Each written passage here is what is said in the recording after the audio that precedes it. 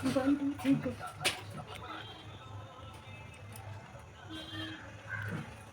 गधा को भी पता होगा कि गांधी जी का जन्म कब हुआ था। इंसान तो इंसान, गधों को पता है।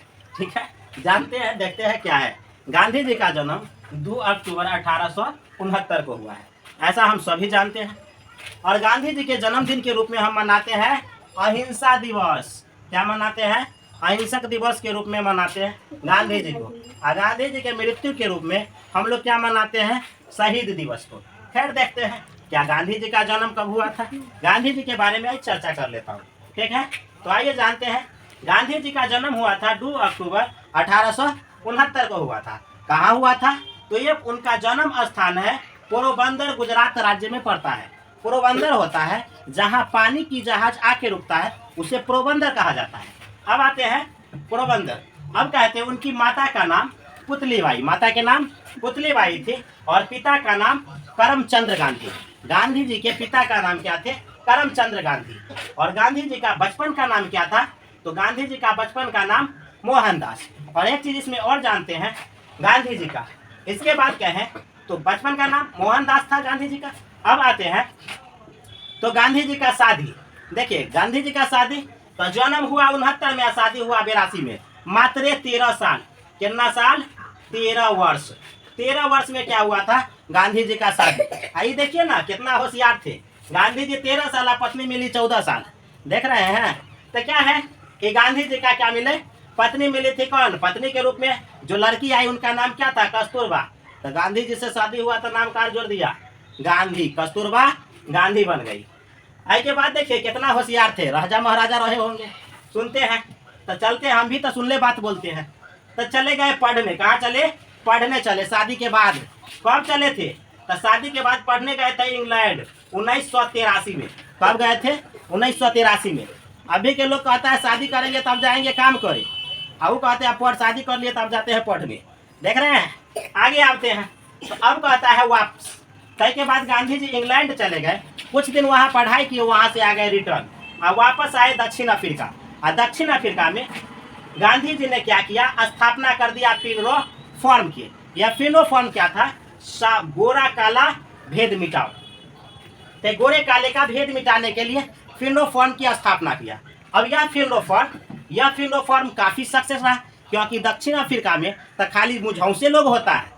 लोग कहते हैं कि दक्षिण अफ्रीका कर्क रेखा, विषुवत रेखा, मकर रेखा पर बसल है, और जहाँ कर्क रेखा, मकर रेखा, विषुवत रेखा होता है वहाँ के लोग तो एकदम झरकल झरकल होता है। तो वहाँ के लोग बहुत ज्यादा काले हैं। अतः तो गोरे काले का भेद मिटाने के लिए गांधी जी फेनो फॉर्म की स्थापना कर दिया। इसके बाद आते हैं तो देखिए, गांधी जी से मुलाकात उनके एगो गुरु महाराज का हुआ। कहा, गुरु जी हाथ पैर पकड़तानी, हाथ पैर पकड़ रहे हैं, हमको एक उपाय बताइए, हम आंदोलन करना चाहते हैं। तो कहा ठीक है, आंदोलन कीजिएगा तो एक काम करो, कोनो बड़का क्रांतिकारी के किताब पढ़ लो। तो कहा ठीक है। गांधी जी ने किताब उठाया, एगो रस्किन का, एगो टॉल्स्टॉय का, और दोनों के किताब उठा के क्या किया? पढ़ाई करना शुरू कर लिया। पढ़ाई कर लिया तो गांधी जी ने कहा पढ़ाई तो कर लिया, अब क्या करे? भारत जाए गुरु जी? के को बोले? तो गुरु जी को बोले गोपाल कृष्ण गोखले को। तो कहता है ठीक है, पढ़ा तो कनका हमरो तो सुना दो रे, कथी सीखा? तो गांधी जी कहा देखिए, एकरा से सीखे भूख और हड़ताल करना। एकरा से कथी सीखे है? तो एकरा से अहिंसक आंदोलन सीखे। का सीखे है? अहिंसक आंदोलन। के बाद कहा ओ से बात, तो ठीक है, जाना है तो जा, लेकिन 1 साल इंतजार करना, लोगों को सेवा करना और विश्वास जीतना। इतना काम करेगा ना तो कहेगा जो गुरु जी आपकी आज्ञा सिर आंखों पर। आप कहिएगा ऐसा न होगा, हो नहीं सकता है, आपकी आज्ञा सिर आंखों पर। गांधी जी वापस आ गए भारत 15 जनवरी 1915 को। उसको हम प्रवासी दिवस के रूप में भी मनाते हैं। 15 जनवरी 1915, तो साल में एक बार 15 जनवरी आता है, जिसे प्रवासी दिवस के रूप में मनाते हैं। के बाद आ जाइए 1916। तो 1916 में गांधी जी ने साबरमती आश्रम की स्थापना किया। साबरमती आश्रम क्या था? तो आजकल के मॉडल युग के तहत उस समय में मॉडर्न युग चलता था, और में नई की सीबीएसई बोर्ड वाली बहू आती थी तो ससुर को फुटबॉल बना के निकाल देता था बाहर। तो ससुर जब फुटबॉल बन के बाहर आ जाता था तो वैसे बुजुर्ग लोगों के लिए क्या किया गया था कि साबरमती आश्रम की स्थापना कर दिया गांधी जी। और यहाँ पर बुजुर्ग लोग आकर के बैठे थे, रहते थे, खाते थे, अपना जीवन व्यतीत करते थे। आई के बाद क्या हुआ 1916 में लखनऊ अधिवेशन में गांधी जी ने क्या किया था, भाग ले लिया। इसके बाद आ जाइए 1917 में चंपारण सत्याग्रह। 1917 में क्या हुआ, चंपारण सत्याग्रह। चंपारण सत्याग्रह में वहाँ बिहार के किसानों के साथ नाइंसाफी हो रहा था, तो किसानों के नाइंसाफी के लिए चंपारण में एक सत्याग्रह बुलाया गया और वह सत्याग्रह में कहा कि तीन कठिया पद्धति को बहिष्कार किया गया। तीन कठिया पद्धति था नील की खेती के लिए। 1 बीघा जमीन है तो 3 कट्ठा नील के खेती करो, अजय पर एक बार नील के खेती हुआ जमीन बर्बाद हो जाता था। अगला आ जाइए खेरा सत्याग्रह। ये खेरा सत्याग्रह और मिल मजदूर आंदोलन दोनों एक के साल चल गया। ये दोनों आंदोलन चला और काफी तगड़ा में चला, जिसके कारण दोनों आंदोलन सफल हो गया। अब गांधी जी का दिमाग कन का ऊपर उठे लगा, कहला कि 3 गो आंदोलन जीत लिया, 17, 18 में 2 गो, 17 में 1 गो, 18 में 2 गो। 1919 में गांधी जी के रोकने के लिए या औरों क्रांतिकारी को रोकने के लिए एगो ला दिया रॉलेट एक्ट। सर सिडनी साहब लाए थे और उन्होंने कहे थे कि नो, इसको रॉलेट एक्ट कहा गया, बिना दलील बिना अपील बिना वकील का कानून। बिना दलील बिना अपील बिना वकील ये कानून है। तो गांधी जी ने इसे काला कानून बता के क्या कर दिए, बहिष्कार कर दिए, नेग्लेक्ट कर दिए। अंग्रेज को वापस लेना पड़ गया। आही बीच में वो आंदोलन घट गया जिसका नाम था 13 अप्रैल 1919 को दिल दहला देने वाली घटना, जिसका नाम जलियांवाला बाग हत्याकांड है। इसके बाद कहा गया तो उसके लिए जांच बैठाया हंटर आयोग कमेटी का। ये हंटर कमेटी काफी दिन तक चला और लेकिन इसमें कोई विशेष सजा नहीं मिली। के बाद 1920 में आ गया असहयोग आंदोलन। यह असहयोग आंदोलन जो चला, कहा अंग्रेज का न नाखून काटो, न कपड़ा धो दो, न जूता साफ कर दो और न खाना बना दो, ये सब काम अंग्रेज अपने करेगा। अंग्रेज कहा बहुत अच्छा, हम अपने कर लेंगे। कहला कि तो आया था व्यापार करने, यहाँ करने क्या आया था, व्यापार। तो वह व्यापार कर रहा था, अंग्रेज क्या कर रहे थे, व्यापार। तो उस सब काम अंग्रेज अपने करने लगा। के बाद आ गया तब तक 2 साल बीत गया। के बाद आ गया 5 फरवरी 1922 का दिन। अंग्रेजों के खिलाफ नारा लग रहा था, अंग्रेजों भारत छोड़ो मुझे आजादी दो, यह नारा लग रहा था। वो भीड़ को हटाने के लिए पहुंच गया कौन, अंग्रेज। अंग्रेज के 22 गो पुलिसकर्मी पहुंचा कहाँ, हमारे भारत के वही जवान को हटाने के लिए, भीड़ को हटाने के लिए भारत में था। भीड़ को हटाने के लिए जहाँ 2000 लोग खड़े वहाँ 20 गो या 25 गो सेना पुलिस वाला जाएगा तो क्या करेगा। वो पहुंच गया, किसी तरह पहुंच गया और देखा कि अगिलका को 2-4 गो को निचवा में गोली पटक दिया, ऊपर हवाई फायरिंग कर दिया। पीछे वाला भीड़ को लगा कि हमारा साथी को मार दिया, पीछे का पत्थर बरसाना शुरू किया तो और तेज फायरिंग करना शुरू कर दिया। अब भीड़ का कोनो न शकल होता है, न सूरत होता है, न रंग होता है, न रूप होता है, सीधे चहटने लगा। अब अंग्रेज भागने लगा। भागते भागते 3 गो पुलिसकर्मी था इधर उधर नुका गया। 1922 में 22 गो पुलिसकर्मी क्या हुआ, भाग के पहुंचा जेल में। जेल में कहा गया यह सारे के सारे भीड़ भी चला गया। मार दिया, वो जेल में बंद करके मार दिया, माचिस जला के खत्म कर दिया। तब 22 गो पुलिसकर्मी जिंदे भुजा गया, कहाँ, जेल में। आई के बाद गांधी जी ने कहा कि हमसे तो गलती हो गया, हम आंदोलन को वापस लेंगे।